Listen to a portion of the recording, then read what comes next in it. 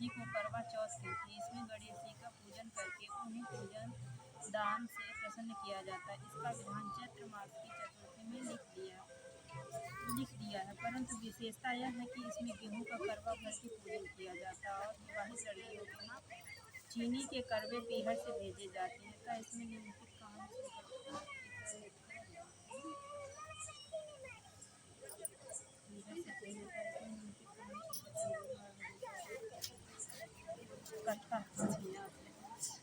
एक साहूकार के 7 लड़के और एक लड़की थी। सेठानी सहित उसकी बहू और बेटी ने करवा चौथ व्रत रखा था। रात्रि को साहूकार की लड़की भोजन करने लगी तो उन्होंने अपनी बहन से भोजन के लिए कहा। इस पर बहन ने उत्तर दिया, भाई अभी चांद नहीं निकला है, इसके निकलने पर अर्घ्य देकर भोजन करूंगी। बहन की बात सुनकर भाइयों ने क्या काम किया कि नगर से बाहर जाकर अग्नि जला दी और छलनी से ले जाकर उसमें से प्रकाश दिखाते हुए उन्होंने बहन से कहा, भाई जी चांद निकल आया है, अर्घ देकर भोजन जीम लो। यह सुन उसने अपनी भाभियों से कहा कि आओ तुम भी चंद्रमा को अर्घ दे दो, परंतु वे इस कांड को जानती थी।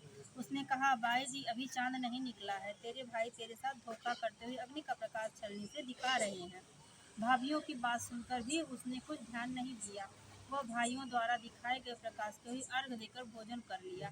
इस प्रकार व्रत भंग करने से गणेश जी उस पर अप्रसन्न हो गए।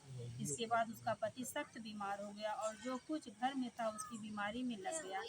जब उसे अपने किए हुए दोषों का पता लगा तो उसने पश्चाताप किया। गणेश जी की प्रार्थना करते हुए विधि विधान से पुनः चतुर्थी का व्रत करना आरंभ कर दिया।